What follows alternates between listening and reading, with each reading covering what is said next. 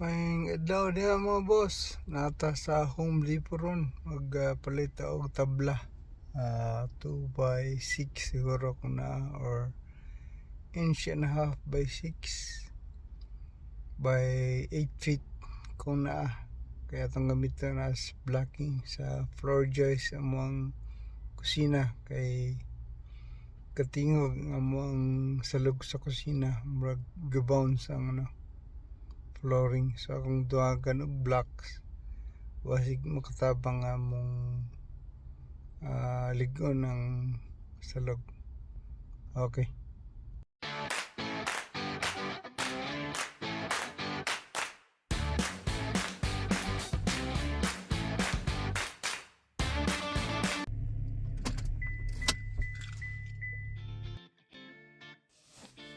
Hello guys! Magandang araw sa inyong lahat. Kamusta kayo? Welcome to our vlog.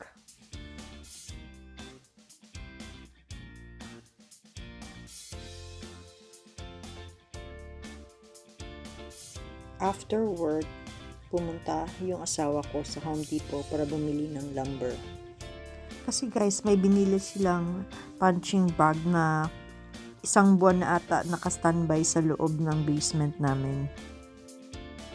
Kain muna ng mga leftover guys para makaipon ng lakas. Mga tagkaon, mga bossing. Ato nang sugal na kong trabaho. Karon na ito kung ito bang human karong adlaw ang mga pagtaod og floor blocks sa floor joists.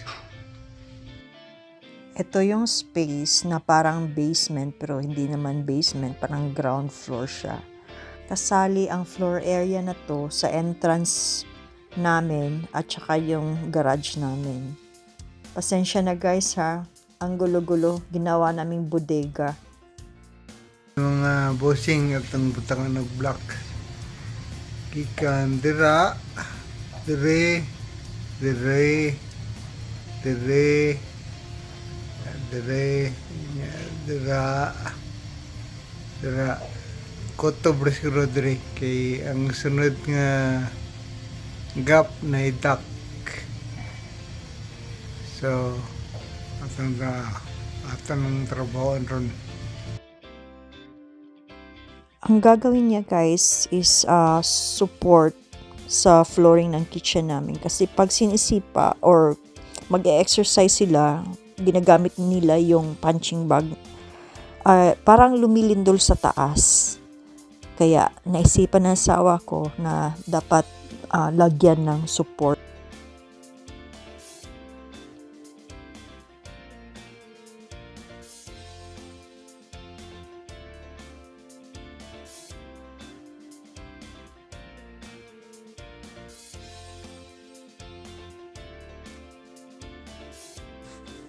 At last guys, magagamit na niya yung mga koleksyon niyang tools. At importante din na may alam ka kung paano mag-fix ng anything sa bahay. Gaya ng electrical, plumbing, at carpentry. Kasi mahal ang handyman dito. 80 per hour ata. Itong area na to, kailangan naming i-renovate for extra room at saka isang washroom. Kasi isang washroom lang nasa taas. Kasi pag may bisita guys, kailangan pang umakyat sa third floor. Andun yung mga rooms namin. Tsaka wala kang privacy, di ba? Mas maigi na yung may washroom ka sa main floor para pag washroom mga bisita mo, accessible lang. Kaya ipon ulit para mag-renovate. Pag may nadagdag kang isang room at saka isang washroom sa bahay mo, mag-a-appreciate yung value ng bahay mo.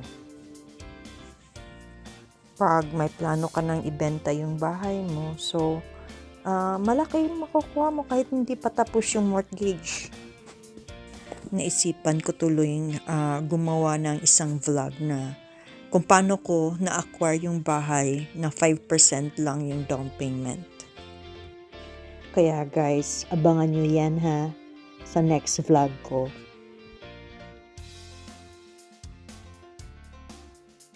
Meron din akong plano na gumawa ng kung bakit Kitchener yung napili namin versus sa ibang city na malapit sa Toronto. Ang dami kong plano, guys. Pero ewan ko kung magawa ko pag may time. Feeling ko maganda talaga dito kasi lay back ka, tapos relax ang schedule mo, hindi ka masyadong nagmamadali. Kalma lang yung buhay mo. Kasi mostly, yung trabaho mo malapit lang. Tapos hindi masyadong traffic. Wala masyadong tao. Hindi masyadong crowded dito. Nung nagtatrabaho pa ako sa Toronto, guys, ang 35 minutes na biyahe magiging 1 hour and a half or 2 hours kasi sa traffic. Grabe, lalo na yung busy hours. Ngayon may oras na ako sa sarili ko,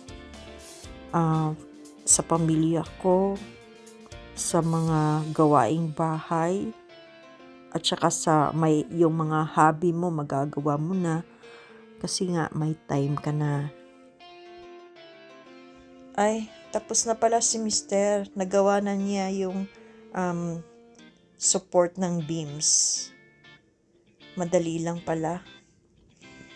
Kaya guys, till next time. Salamat sa pag-view, sa time mo, tsaka pag-share at like. See you in the next vlog. Subaybayan mo kami. Salamat. Bye. Till next time, guys.